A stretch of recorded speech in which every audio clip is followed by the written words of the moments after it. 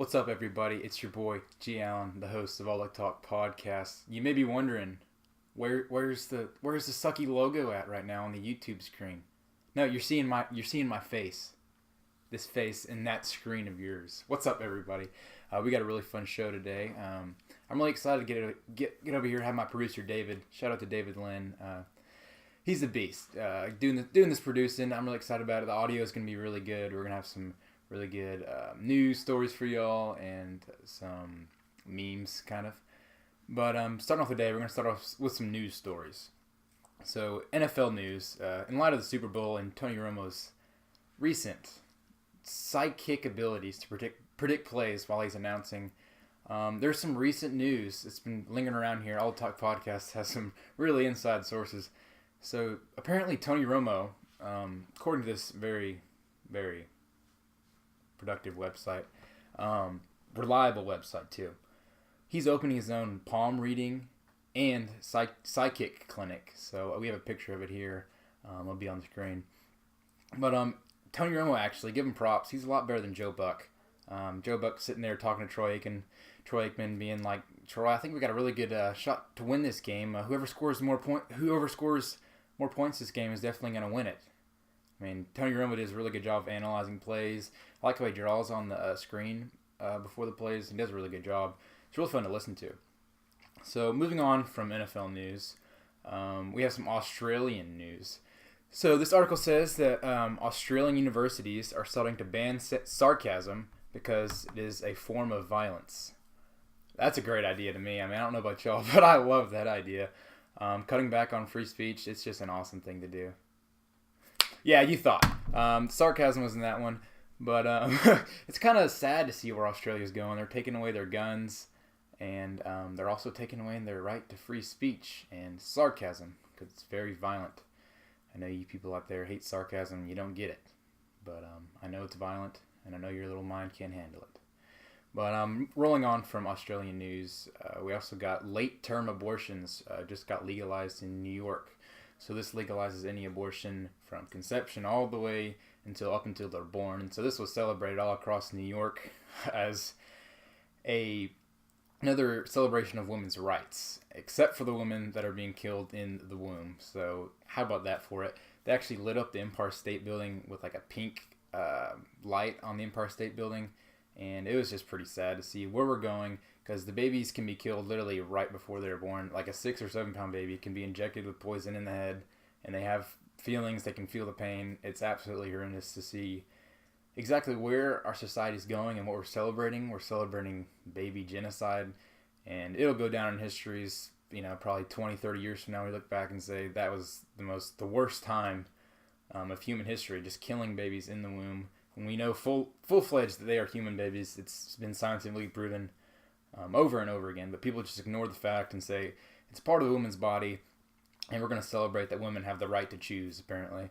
So moving on from this, we have a really, really special guest coming on the show. I know all of you have seen the image of the white guy in the MAGA hat and the Native American war chief, ex-Marine or whatever he claims to be. But we actually have him on the show here, and we actually have one of our very own reporters, Jackson Paczewitz. He'll be here interviewing him, so stay tuned.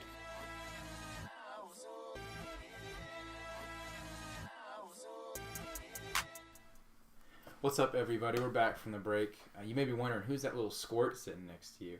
That's my 5th grade friend, Jackson Paczewitz. He just graduated from the 5th grade, actually. He's moving on into middle school. But he's actually our news reporter. He's very excited to be here.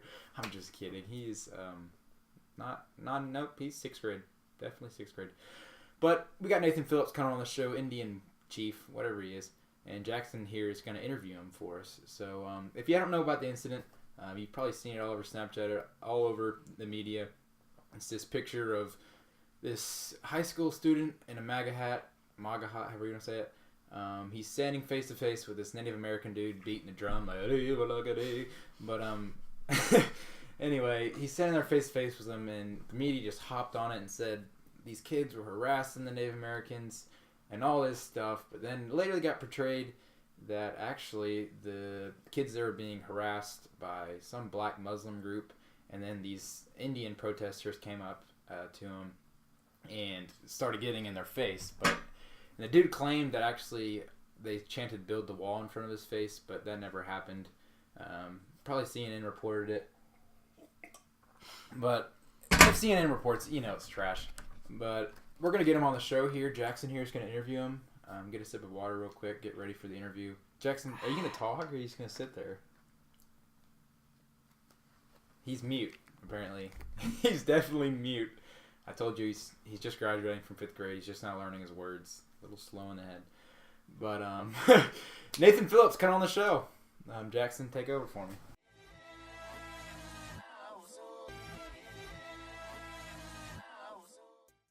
Hello, this is Jackson Paczewitz with WARK4 2069, here with War Chief Nathan Phillips. What this thing? Alright, Nathan, what exactly happened during your march? Okay. You saw me beating my drum. I was walking through Washington, D.C., protesting the white people, man. Indigenous lands, these people were. They think they own everything here, but my people own this land for years and years.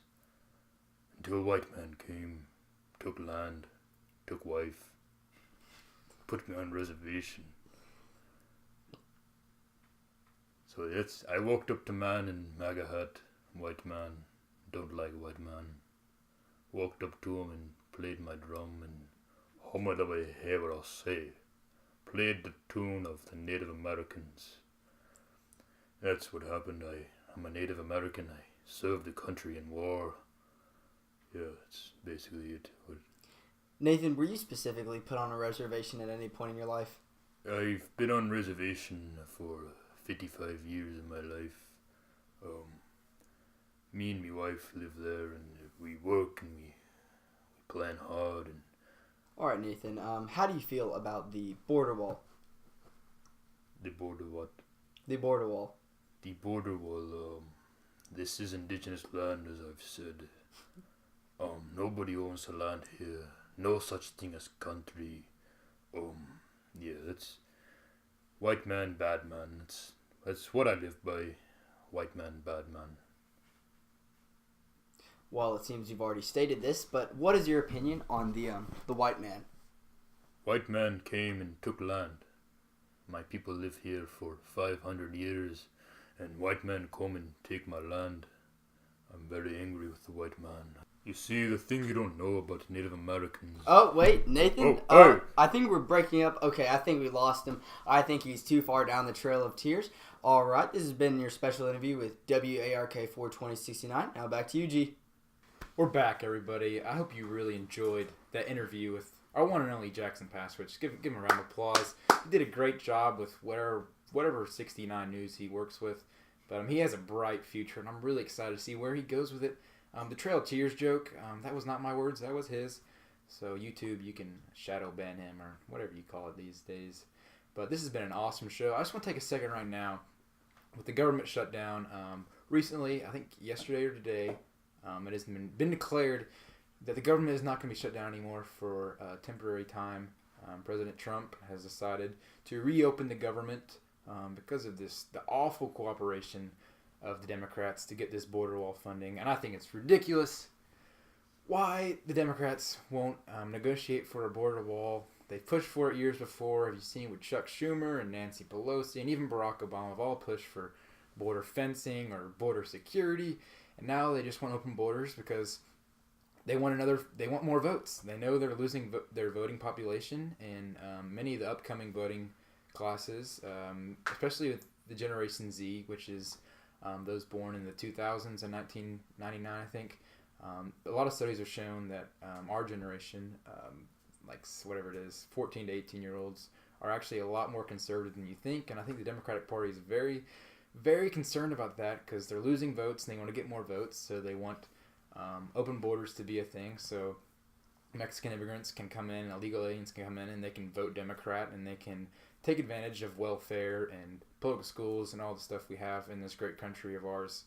But that's the main point. I just want to take away and let y'all know that we do have a crisis at our border. I've seen images and videos of people sneaking across the border, and every single border patrol agent If you go around and ask them, they took a poll and like 95% of them all want the wall.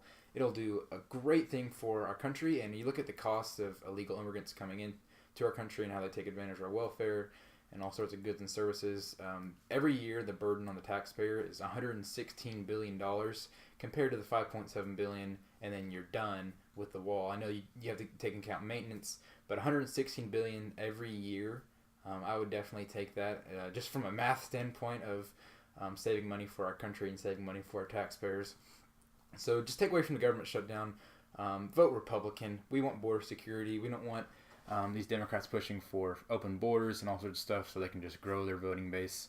We're going to close out. I'm going to leave you with a little message of the day. A little Dr. Allen here. I'm not really a doctor, but you can call me a doctor.